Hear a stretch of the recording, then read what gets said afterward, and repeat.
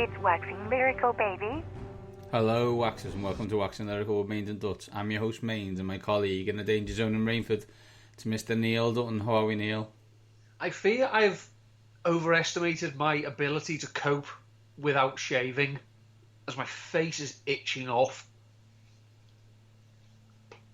You're never clean shaven, though. I am. It's just that usually by the time you see me on the other end of the screen, it's been at least 3 days since I shave, whereas now I think I'm into day 8 since the last one. And for one reason and one reason alone, laziness. But it's like my face goes stubbly, but acceptable, to, oh my God, get it off me, within like 20 minutes. As a man who could not shave for years and not notice any difference on his face, this is not something I need to worry about. Isn't it about time for your annual blade change? Exactly right. I use like clippers, do you know what I mean? And I don't even... You use a spoon. Well, I just stick my head out of a car when it's going really, really fast. Not even that fast, really, is well, you know, really... Stop the traffic lights. 45 mile an hour, maybe, and a stiff breeze. This is interesting, not for anyone else. Gripping. Neil, AFC South this week. We just spoke off air. I'm not going to lie to anyone who's listened to the show. This division is full of bad teams, or teams that have a chance to be very bad due to unforeseen circumstances. There is badness at play here. There is. We're also going to do draft strategies to start with. This week we're talking Dynasty. What the hell is it? How do you do it? And what happens in year 2 and beyond? So we will get onto that almost immediately. Nearly ready? I was born ready. Let's do this then. Well, I wasn't. No, that's true. You were the opposite of born ready. Draft strategies, Neil, we've been talking about it last week or so. This week we want to talk dynasty drafts. In this one, we're talking, you do a draft, you keep them, you then draft rookies. That's how dynasty works. I guess the question is, Neil, if you're starting on a dynasty draft, this is year 1, ground zero, no players, where do you start? Well, in your startups, you can have 2 points of view, really. You can either decide, you need to be aggressive and you want to win now, in which case you may lean towards older players, or you can go for the managed decline approach, where you say, well, I'm not going to compete this year, so why not I just invest in the youth? So maybe you'll take a younger wide receiver, maybe a few more rookies than you would normally do. I mean, the thing with Dynasty Draft as well is that unlike regular drafts, you can use future draft picks to move up and down. So maybe you got the first overall pick in your Dynasty Draft, but you don't really fancy Christian McCaffrey, but there's someone who's really, really desperate to land someone, so why not negotiate with them, get a few extra picks to move down this year, maybe get another pick next year. That's obviously the biggest difference, is that you do have the ability. It's not just, no, I don't want to pick 6th. You can make a change happen. But you do need, when you are selecting, you need to have one eye on this season and one eye on the years to come. Because, as the Podfather says, you've got these players potentially for their careers. It's that kind of example. I think, ADP and a lot of standard drafts as Derrick Henry, top 3, 4, 5, right? In Dynasty, he is 13. And that is mainly due to the fact that we don't expect him to last for long, given the workload and the fact he's a running back, right? And I think that's right to say, I fear I'm in 2 dynasty leagues, one with you and one with the guys and girls from the touchdown.co.uk. And it's difficult, right?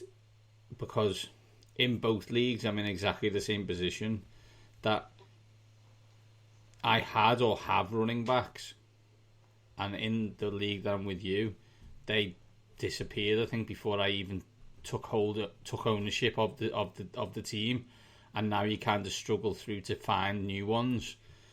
And then in the other one, I have Derrick Henry, and you're like, that's okay maybe this year, but beyond this year, it's a massive problem.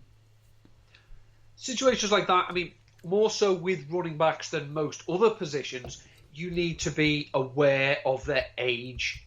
So you do know that, as we know in the NFL itself, running backs have a fairly short shelf life. So what you really need to be doing is, you don't want to be dropping these players while they're still valuable, but you want to wait until they get to about a year before you think the cliff is coming, and then move on from them. Because, it would be lovely if you drafted Emmitt Smith and had 12 glorious years of him running on your fantasy team. Yeah, those days are gone. Running backs, A, don't spend 12 years in the league. B, they don't spend 12 years leading the league and rushing. So you need to be looking, maybe, obviously, a good strategy. This is especially with rookie picks, which we'll come to in a few minutes. You want to really land a solid stable of running backs, young running backs, preferably as rookies. So you've got them for their rookie deal, and then as long as they're productive, start to think about moving them on in year 3. You've got to start to think about it, because you don't want to be sat with them in year 6 when they're averaging 3.2 yards a carry, they're not catching the ball, and they're just clogging up a spot on your roster when that could have been someone else's problem. Yeah, and you could have got a pick. And I think that's where, in the Derrick Henry situation, you draft him in standard, you wouldn't draft him in Dynasty. I have him in Dynasty, I've had him for 2 years. And so that's worked out for me. But say I don't start very well in this Dynasty draft this year, but Derrick Henry's still Derrick Henry. You could look at someone who's, playoff bound, looking to get themselves over the top, and say, would you like Derrick Henry for, your first round pick next year? They get Henry, maybe they win a title. You weren't going to win a title anyway. And you're in, as you quite rightly point out, you can start rebuild mode on running back. Is there any other players that you would draft in Dynasty and not standard, or the vice versa situation that you would draft in standard and wouldn't draft in Dynasty? I wouldn't spend excessive capital in either startup drafts or rookie drafts on tight ends because of the slow maturation process of the position. We know through the various rantings and ravings and writings from my good self that tight end is a ridiculously toxic position and can take a while for these players to kick on. Well, why don't you let someone else draft them, and then when they cut them after 3 years because they've had nothing from them, then you can take a look at them. So the strategy with tight ends, it's, wait, and for God's sake, wait some more. Other than that, it can be difficult because, again, it depends on how you started. It depends on what your team was like at the startup. It can depend, how much, you want to go all in. You may want to win this year. So, as I say, you don't mind saying, oh, well, I can muddle through next year. I'll go all in and I'll send you a Godfather offer for Derrick Henry. It might be Nick Chubb. It might be something like that. Mm-hmm. You can also have situations where, as when Saquon Barkley came into the league, if you owned the first overall pick in your draft that year, you could have contenders making you exceptionally generous offers to move into that spot because they were enamored of Saquon Barkley.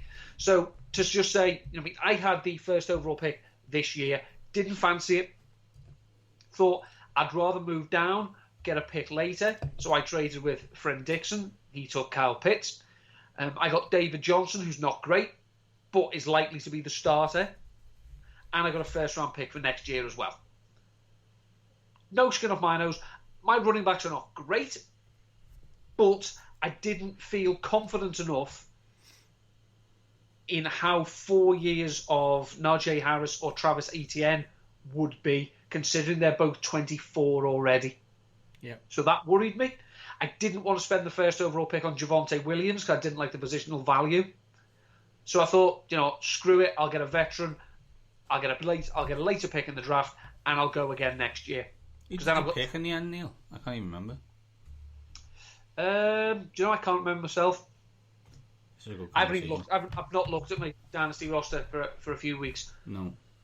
So in theory, how if we explain to people, so how does the rookie draft then work after year one when you've picked all the players? Well, let's assume you've done your startup and everyone's drafted where they're supposed to. Rookie drafts can last as many rounds as you want, really. But I mean, ideally, 5 rounds is a good pick. So good selection. So then we say, okay, every team you have 5 draft picks. The rookie draft is literally that. It's dependent on your record the year before. The team with the worst record gets the first pick. So you've got 5 picks. 5 rounds, 5 picks. Now, as I say, the big difference with redraft is you can trade. You're not just trading player for player like you do in redraft. You can trade draft picks. So it's a lot more like an actual NFL team. But in the rookie draft, as I say, it goes in order. It's first round. If you pick first, your pick's first in the second round, third, fourth, fifth, and so on. Now, obviously, as I say, when it comes to the picks, you may just, you may be an avid trader, like I say, like our friend James Dixon is. You may be not a timid trader, but not something you like to do. But it's something you have to be aware of, especially, as I say, if your team is based and built on running backs. That maybe you're a running back away. Well, maybe you think, well, I've got a strong enough team that I don't need a rookie next year to get me over the edge. I could do without that pick. Here, I will take Derrick Henry, Christian McCaffrey, one of those players. So it's the big appeal about Dynasty is it goes on all year. And it does feel like an actual team. You can be always moving around, moving up, moving down, moving in, moving out. You can be a bit of a wheeler dealer if that's how you like to play it. I mean, personally, I'm crap. As you know, I'm awful at Dynasty because I like the Etch-a-Sketch world of redraft. Oh, that was a bad season. Shake, shake, shake. Okay, let's start again. Whereas Dynasty, my mistakes are staring at me for years and years to come. Sounds like life in general. Yeah, I wouldn't let that put you off. What I would say about Dynasty leagues is do one, possibly two, but I would suggest doing one. They can be fun, and treat it as Neil says. This is your real life championship manager. Me and Neil will call it because we're of a certain vintage football manager for the youngsters. That allows you that situation to own a team, to own players, to have stock, have value, have want players to do well. Do you know what I mean? That's that situation. Year on year, players come and go in teams. It's very rare that you are able to get the same players in teams every year. Whereas, obviously, as Neil quite rightly points out, in your dynasty, those players are yours for a very long time. And we play a defensive one with defensive players as well, so it's even larger. Next show, we will get on to standard drafts, the normal, fair, and talk about them. But that's it on Dynasty. And now, let us get on with our AFC South preview.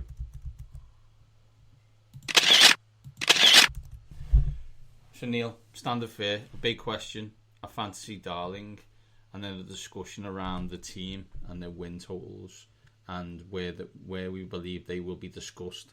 Going to bear in mind that one of these teams needs to win this division.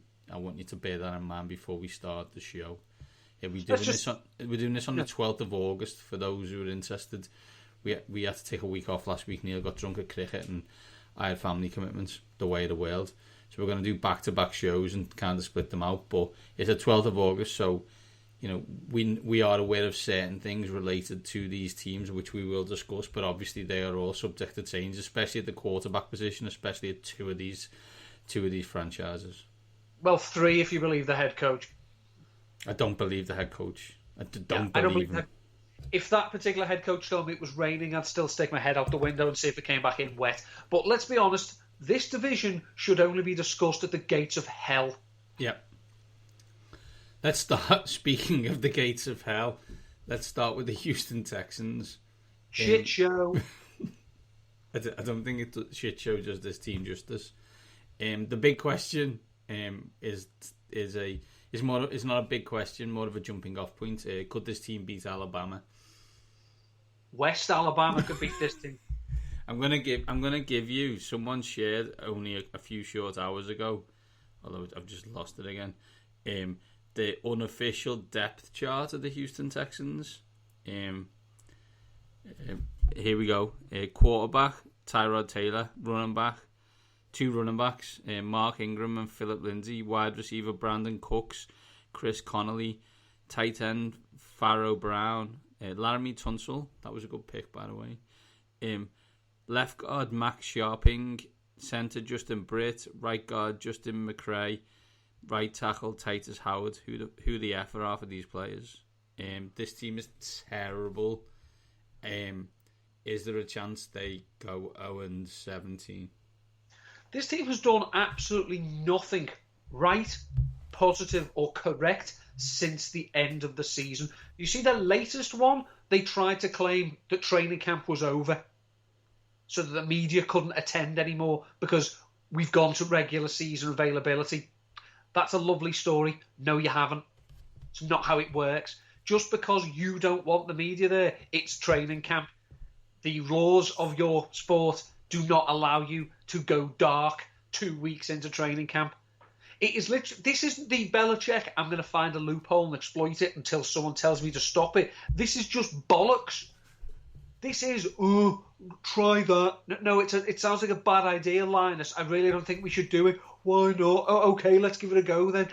There is nothing redeeming about this classy franchise. Remember when they released J.J. Watt, because that's what classy franchises do. This team is a shit show. It's a rogue nation in the NFL.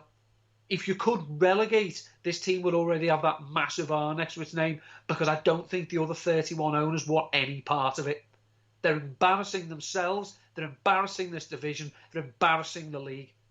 There's no redeeming qualities about this team other than it's providing a home for 30-year-old veteran running backs. That's the only redeemable quality. It's extending their career and making sure they get a better pension. What the actual hell is the point of this team? What's the point of this team been since 2002, aside from a couple of moments of semi-relevancy? Absolute waste of space. So yeah, co-sign all of the above. We've done all that without talking about the fact that they had one talented player and technically still have one talented player who has a chance of never playing for them again for 2 reasons. 1, he doesn't want to, and 2, he may not be allowed to for a multitude of reasons. And that should be the main reason that this team isn't very good, right? Because someone's taken away their best player. But even with that player being available, this roster is a disgrace to rosters. They've had no picks and now have no players. They're old or not very good. They are ran by what can only be described as a televangelist snake oil salesman. I feel sorry for the GM, kind of. I definitely feel sorry for the head coach. There's only 32 of these jobs and you can't turn them down, right? Like, I think we need to be clear, but he's set up to fail. Like, what does good look like for the Houston Texans is he keeps his job. Do you know what I mean? They've done enough to keep his job. Like, this isn't like the Miami Dolphins of 2 years ago, where they plan to not win any games. Like, I don't think it's a plan to be bad. I just think it's badly run. Do you know, like, the Miami Dolphins made decisions to be bad. I don't think the Houston Texans have made decisions to be bad. They've just made decisions that have made them bad. I mean, it's as you say, the trade for Laramie Tunsil, if that's the trade you want to make, negotiate the contract before you sign him. Because straight away, by not doing it, he literally was saying, well, okay, I'll take the keys to the franchise, thank you. And this is what Seattle, of course, need to worry about. This is exactly. I was going to say this is the Jamal Adams issue. This is the economics of the madhouse. If you're going to give up multiple first-round picks for a non-quarterback, get the deal done. Do not wait for his deal to expire and then he'd say, see that Brinks truck over there? Fill it. Yep.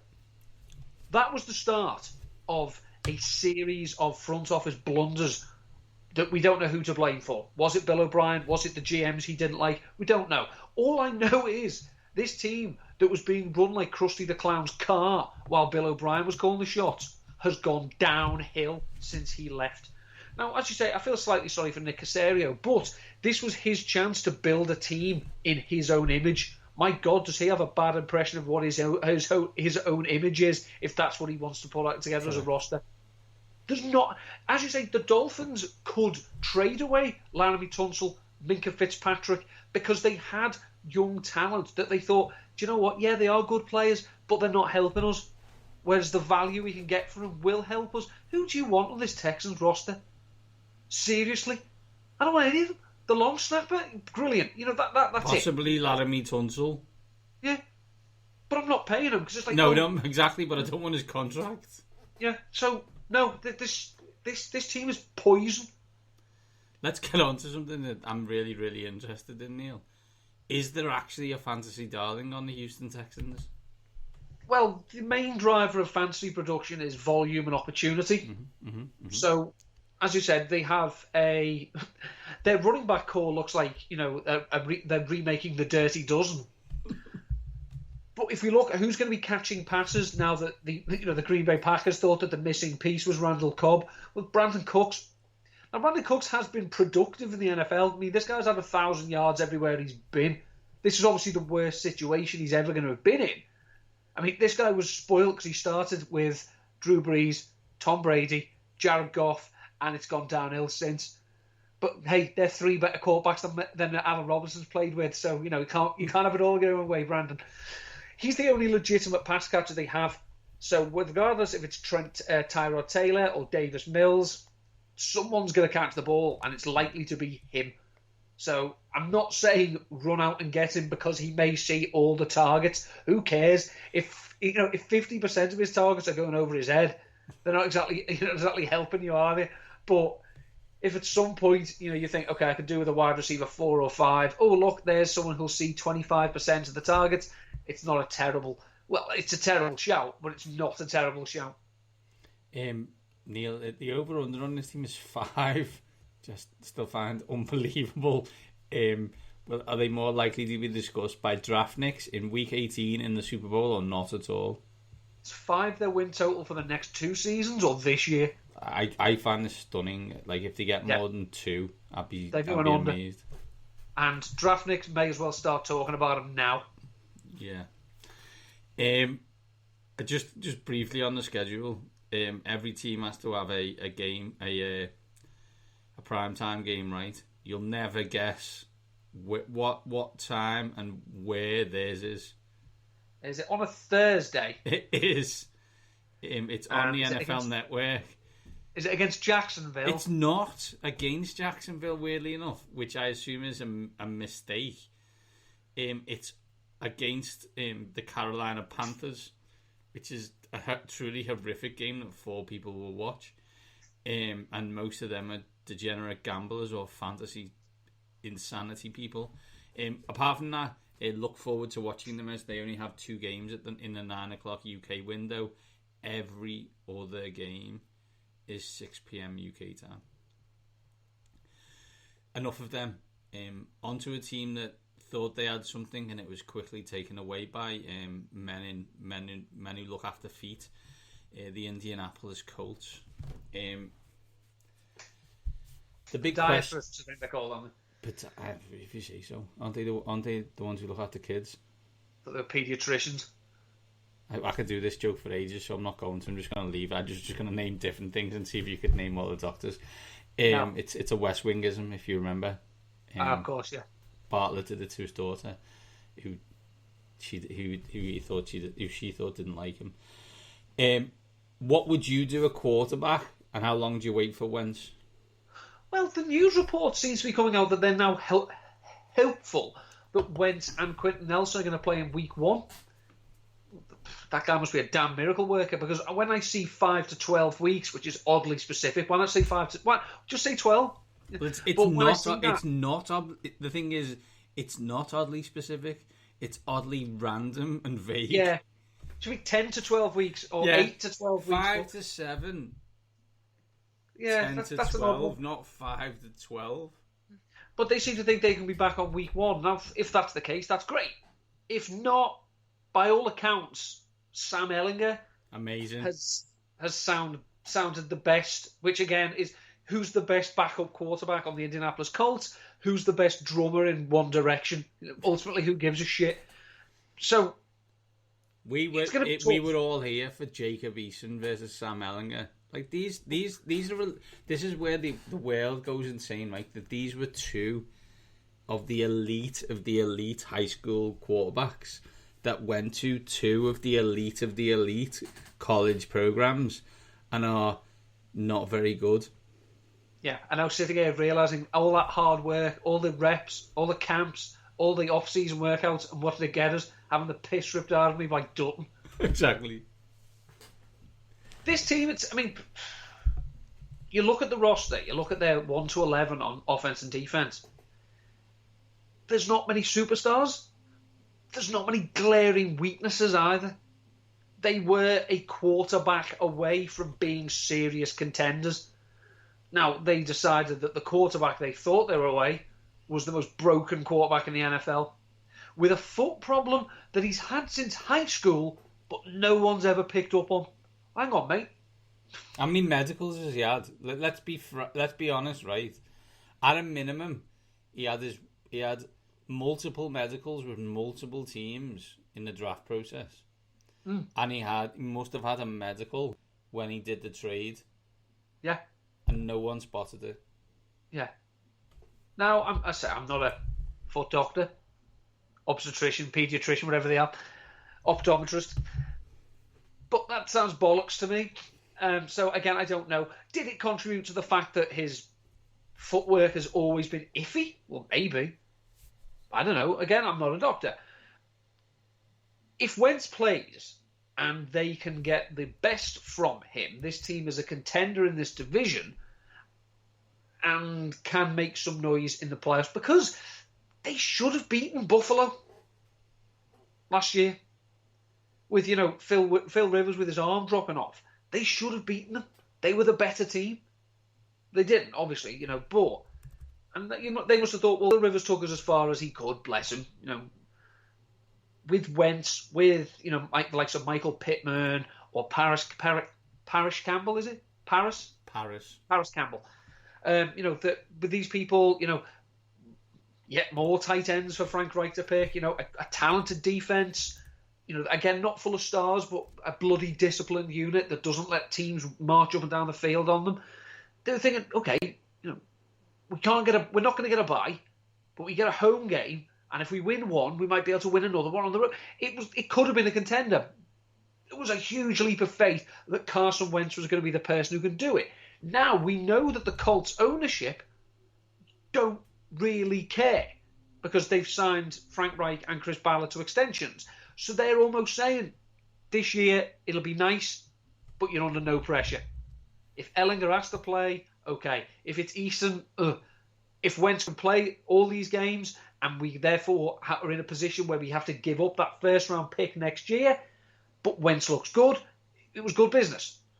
But I don't think this is a team that's going to compete for the Super Bowl this year, even if Wentz is healthy. This is a team that falls into the... If you don't have a quarterback, you can't win. The league is defined by quarterbacks, and they haven't got one. I understand the concept of thinking you can fix Wentz. But is he gonna be better than Phil Rivers? In year one of being better, is he gonna be better? That's a big fix to turn him round from where he was to better than Phil Rivers. So if he's not better than Phil Rivers, you're not going anywhere this year anyway. Now, if you fix him to such a position that you can then get him back to, I don't know, those 10 weeks in 2017 or whatever it was, which, by the way, is 4 years ago, then okay. But it sounds like a massive gamble. Like, I don't know if I'd live in a world where I'd done this activity and now I know that Aaron Rodgers is going to be available next year and I may have already given away my first round draft pick for Carson Wentz. When I have a roster that is capable of doing things and is still within my control next season, given the contracts that I have given out. You know, if Carson Wentz plays, and based on how this division is, are they the best team in the division? Probably. But it doesn't really mean anything. And I would expect them to lose. If they play the second best team, let's just say they play the second best team in the AFC North, which I think when we did it was Baltimore. They're not beating Baltimore in Indianapolis. I just don't see it. Even if Wentz plays as well as Wentz can play, I don't see it happening. Yeah. I do think that the Colts have the best defense in this division. Yeah, agreed. But as we've said ad nauseum, especially about the Pittsburgh Steelers, you can keep them to 17, but you can't score 18. Especially, say, if it's Sam Ellinger. That's what I'm saying. Neil, who's the fancy darling on the Indianapolis Colts? Well, I thought it was Michael Pittman. Because he's been going in the wide receiver 4-5 range, and he had established something approaching a rapport with Carson Wentz in camp, in practice and whatnot. Now, he's probably still the best wide receiver on the roster. T.Y. Hilton is not the T.Y. Hilton we knew and loved from like 2012 to 2018. Had a couple of weeks last year, but that was pretty much it. So you were banking on Pittman taking the leap of, being someone who could catch the ball in all areas of the field, rack up yak, go up there in the red zone. Now, where he's going in drafts, it wouldn't be a huge reach to take him. I'd say put him on the bench and wait till Wentz comes back or starts and see what you've got. He's just not a particularly exciting pick at the moment. So I will go with Pittman. I'm just not feeling great about it. Over-under for the Indianapolis Colts is 10. Multiple late night games. They play at Baltimore Monday Night Football. They play at the San Francisco 49ers. They play Thursday Night Football against the Jets. Also play Boxing Day on the NFL Network at the Arizona Cardinals. They've got a tough start as well, haven't they? They start Seattle, the Rams, at Tennessee, at Miami, at Baltimore, Houston, at San Francisco. Now, if they have Sam Ellinger, yeah, it's an issue. That's a 1-6 start. It's an issue. More likely to be discussed by draftniks in Week 18 in the Super Bowl, or not at all, Neil? I'm going to say Week 18 because this division is... We used to say the NFC East will kick the crap out of each other, but this division will fall over trying to kick the crap out of each other. Have a pillow fight against each other. Yeah. So I think they'll still be in with a shout, at the end of the season. But we saw last year, it was pretty much them and the Titans, going for the title, pretty much all the way to the end. I think, while the Titans have some weaknesses themselves, this team, it's well coached, it's disciplined, and they do have defensive playmakers. Can the defense raise the rest of the roster up while Wentz is getting his feet wet, or whether it's Ellinger or Easton on the centre? It's happened before. I just don't think it can happen throughout the whole course of a season. So if Wentz is available, this team will be in with a shout of a playoff berth, division berth at the end of the season. But as regards going to the Super Bowl and whatnot, no. Yeah, I'm with you. I mean, I think if Wentz plays, they should win the division. But I think they lose in the first round of the playoffs against the second best team and against the wildcard team, unless the wildcard team is outrageously bad, which I just don't see. Next, Neil, the Jacksonville Jaguars. Big question. I technically have two. One is there a chance now, given where we are, that this team could win this division? And also, has there been a less unheralded overall first round pick quarterback than Trevor Lawrence, as every other quarterback seems to have taken all of the publicity when we were told that this guy was the second coming of whoever you want to say is elite quarterback, and no one's talking about it? Well, for a kickoff, there's absolutely no chance of this team winning the division because their defense is a work of fiction. It might be helpful to Trevor Lawrence in the long run that everyone seems to be accepting of the fact that it's Jacksonville and it's not going to be a quick turnaround, so he doesn't have to be the saviour from day one. This isn't an Andrew Luck situation of we've been great for a decade, be great now. It wasn't we've moved up to take you, Jared Goff and Carson Wentz, be great now. This is can you look like an actual NFL quarterback while we build around you? Because that'd be lovely. This, you could, as you say, you could argue that this is a more low-key introduction than some of the rookies who aren't even going to start in week one are getting, because they're not panicking. I mean, Urban Meyer's coming out with us, it's an open competition between Trevor and Gardner. No, it isn't. Don't insult our intelligence by even thinking we're going to believe that crap, Urban. We don't. They have offensive pieces around Trevor Lawrence. Trevor Lawrence is a good prospect. Do I look at him from what I've seen, being the quarterback expert that I am? Am I looking and seeing Peyton Manning? No, I'm not. Am I seeing someone who was excellent in an offense that he played in for a number of years and executed at a high level? Yeah. Is that this offense? No. Is there going to be growing pains? Absolutely. But have Jacksonville put in enough pieces that I feel slightly hopeful that this year can be a year where they show progress? Yeah, I do. They've got a returning offensive line, all 5 starters. They're all young, all learned on the job, protecting quarterbacks the franchise didn't really care about, but they were learning their lumps. You've got playmakers, the likes of Laviska Shenault, Marvin Jones, DJ Chark, who they don't seem to like because they're constantly bullying him in the media. Got decent running back. James Robinson was a star last year. They wanted Kadarius Toney for reasons best known to themselves. Then they took Travis Etienne. There are some exciting pieces. But is this a team that's going to turn around, go from worst to first in their division? No. This team could be fun on offense. I think we should be clear, right? Trevor Lawrence is good. Etienne and Robinson has a chance to be good.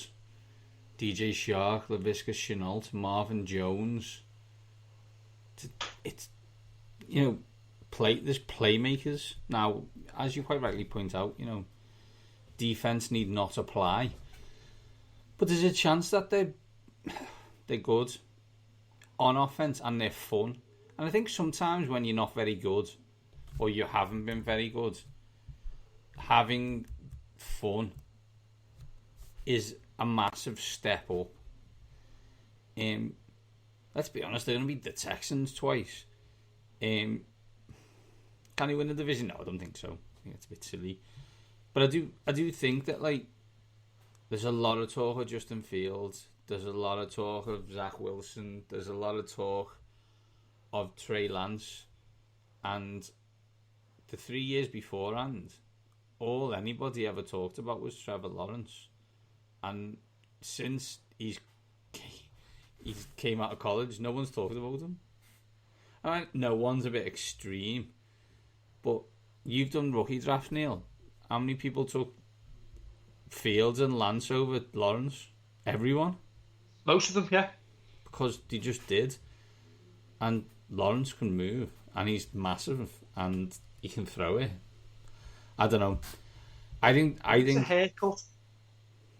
Yeah, but You sound like Grandpa Simpson. Yeah. If I was the Jaguars, though, they have a history of taking quarterbacks with bad hair, and this always backfires on them. The first thing I'd have done on draft day, it wouldn't have been to hand Blaine Gabbert a jersey. It would have been to hand him a pair of clippers. Well, yeah. Neil, I believe they're exciting on offense, so please tell me who the fancy darling is on the Jacksonville Jaguars. The fancy darling is a player that wherever he goes, he always ends up doing better than his ADP, and that's Marvin Jones. Love this. Yeah, I mean, I don't know if he's going to be the guy, but they brought him in, they made him a priority, and as I say, they've gone out of their way to talk down DJ Chark. So Marvin Jones, in 16 games with the Detroit Lions that Kenny Golladay missed, averaged 25% of the targets and was getting about 80 receiving yards per game. I'm not saying Matt Stafford and Trevor Lawrence are the same player because they're just not. But he has shown he can be the focal point of an NFL offense. And who was his offensive coordinator for 2 of those years? I was going to say, Neil, Darryl Bevel. So we know this. There's a comfort with the offense. There's a comfort with the play caller. And, you know, where he's going as like the wide receiver 50. No, in the last 4 years, Marvin Jones is a borderline mid-range wide receiver 2 while playing for Detroit. Yeah. So where he's going, he's an excellent person who will be a wide receiver 3 because he gets up in the morning, falls out of bed, and he's a wide receiver 3. If he can, if he benefits from elevated quarterback play, he could push wide receiver 2 most weeks if he is the focal point of this offense, which I think he will be. Over under for the Jags is 6. As you will not be surprised, not many games for them. I believe we have them. Our privilege again of having them again in a Florida derby against the Miami Dolphins. And they're also on Thursday Night Football against the Cincinnati Bengals. Wow. NFL Network, we're spoiling us with Houston against Carolina, and then throw Jacksonville against Cincinnati in our face. Unbelievable.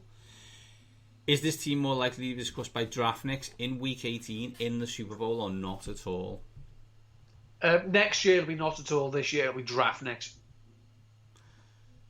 I think they're not at all. I think soon we'll be talking about this team as, doesn't the guy who owns this team's son own a wrestling company that's kicking Vince McMahon's ass on a regular basis, which is unbelievable. I think they win. I think there's a chance they go 7-10, 8-9, because this division's not very good, and they have to play this division 6 times, and then also play Cincinnati, Denver, which could be a 4-all draw, Atlanta, who we're not sure about, we will come on to in a later show. I'm not sure. I think they do okay. The big X factor, and therefore the big reason for doubt in my head, and I know a lot of other people's, is Urban Meyer. What I'm not impressed by is Urban Meyer. What I am reasonably impressed by is that he has brought in coaches who've coached in the NFL before. It would have been very easy to just, do him, so to speak, and he hasn't. If you listen to pods, I would recommend Robert Mays talks to the Jags beat writer on one of his recent shows. I think it was 2 days ago with Lindsay. It was a Lindsay Jones show. It was quite interesting. It was actually Lindsay who we spoke to about the Jags, and they did a winners and losers day, which is the least professional football thing ever, where each play a guy on a PA would tell everybody who won or lost. I'm sure the old guys. I'm glad the old guys love that. But the Urban Meyer experiment is open to debate. I just think there's a talent on the offense means he can score a lot of points, and to be fair to Urban Meyer, he always scored a lot of points in college, so we shall see. Thing is with the Jags, as you and I for a time alternated on having feelings of hope for them, they're the classic, no, show me. Yeah, true. No benefit of the doubt. I don't give a shit who your quarterback is. I don't care where you drafted him. Till you show me, like the Browns, till you show me you're run by grown-ups and you are committed to winning games, I will refuse. I will consistently doubt that you can. Yeah. Tennessee Titans, Neil. Big question. Can you rely so heavily on Derrick Henry again? Not again. Last year, it was remarkable that they managed to get so much out of him, considering how poor their defense was. If anything, their defense has got worse.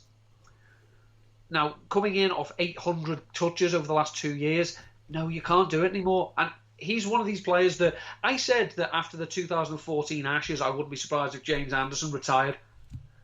And here we are, 7 years later. There are people that I will constantly write off. He was one. Mike Fitzgerald was another. Tom Brady was another. These are players that that I'm just forget it. Retire when you're ready, boys. I'm fed up making you look stupid. I'm not saying Derrick Henry's about to retire, but is it possible that he could have another season where he gets 400 touches because they say, yeah, I know our defense is bad. It's all right. We'll play slow. We'll play slow. We'll grind you into the dirt. We'll feed the running back. I don't think they can because their defense just didn't get any better. So, am I saying Derrick Henry's going to be a bust? God, no. Is he going to be up there amongst the heavily used running backs in the NFL? Of course he is. Can they ride him the way they have done the last 2 years? I'd be stunned if they do. I know they want to, but I'd be stunned if they were able to. Yeah, they need to utilise the fact that they have really talented wide receivers available. I know the issue with these teams and the issue with the Tennessee Titans is an issue that many teams suffer from. That when you get a defensive head coach as your head coach, and then you have an excellent offense run by a innovative offensive coordinator, is that because he's not the head coach, he leaves. And therefore you have to get a new offensive coordinator. And you don't really know if that offensive coordinator is going to be as good as the last one. They had Arthur Smith. He was excellent. He's now in Atlanta. I don't know whether the next offensive coordinator is going to be any good. He might be. Well, he wasn't the last time he was an offensive coordinator. It was Todd Dowling, I believe. He was the offensive coordinator for the then Oakland Raiders, and they were shite. Whether that's all on him, I highly doubt. But you'd like to think that maybe Arthur Smith has left a playbook lying around. Yeah.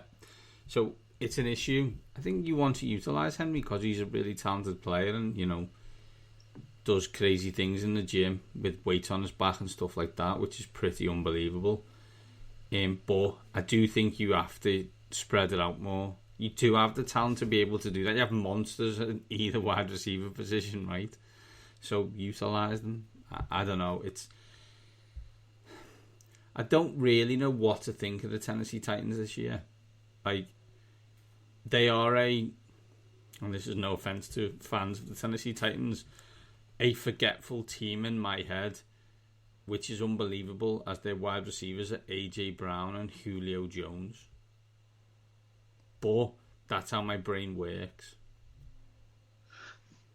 They have the most stable and most trusted at the moment quarterback situation in the division. Obviously, we'd like to think that Trevor Lawrence is a better prospect long term than Ryan Tannehill. But Tannehill, for someone who's knocked him over the years, and I will hold my hand up and say he has been exceptional since he took over the job in Tennessee. He has been efficient.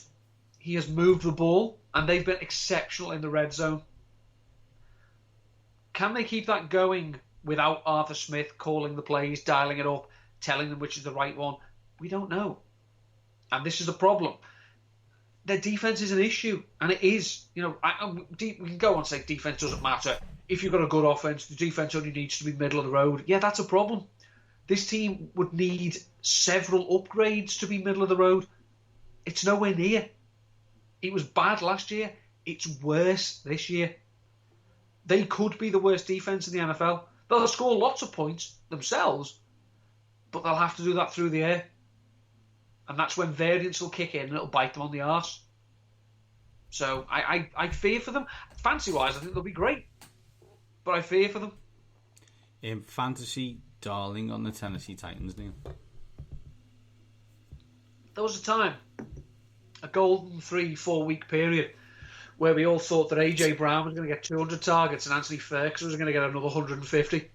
Then they signed Julio Jones, and those dreams died. But what a few weeks it was.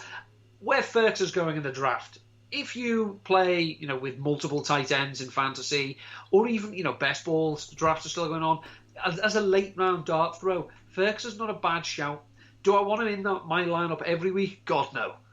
Fantasy tight end is toxic enough in fantasy. I don't need 4 points from Fergus. Thanks for that. 11 weeks.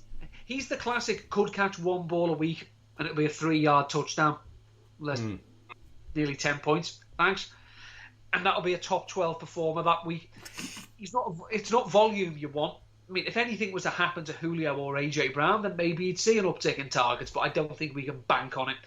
But he's the cheapest way of getting a piece of this passing game, which I think they're going to see an uptick in use, because I don't expect them to be able to lean on Derrick Henry as much as they've done in previous years. Over-under for the team is 9.5, Neil. And for you, more likely to be discussed by draftniks in Week 18 in the Super Bowl, or not at all? I think Week 18 again. So I think they're going to be duking it out with the Colts for the title. Now, if Carson Wentz misses time and the Colts have that abysmal start to the season, then the Titans could sleepwalk into a division title. But regardless of that, I still expect them to be contending for it. But then once we're in the postseason, absolutely not. Defense isn't strong enough. Home against Arizona, against the Colts, who we don't know will be a quarterback, at the Jets, at Jacksonville. They do play Seattle on the road, so they could be 4-1 by week 5. But then Buffalo Monday night, Kansas City, at Indy with Wentz back, I assume, at the Rams. Could go from 4-1 to 4-5 in a heartbeat. I think in week 18, I think they will be hovering around in playoff contention, 9-8, 10-7. I expect them to just get pipped by the Indianapolis Colts, although it should be noted that their final game is at Houston, so a guaranteed win. So I think 9.5 is probably spot on. Bravo, Vegas, that's why you own big hotels. Neil, I'm going Colts, Titans, Jags, Texans. I'm going to go Colts, Titans, Jags. Yeah, and the other team. And I don't give a shit. Yeah, because, that's how it goes. They've shown no interest in being a real NFL team. Why should I show interest in them? Correct, Neil. That is it for the AFC South preview. Next, hot on the heels coming soon, the NFC South. Where at least one team is really, really good this year, although they have decided to go on the all-in process for Dynasty rankings, if we talk at it in that sense. Neil, where can people catch you before, we're available again? Before we're available again, find me on Twitter at End13 this week, and maybe around the next show. I've been writing some divisional betting previews for number 5. So I've done the AFC East, the AFC North.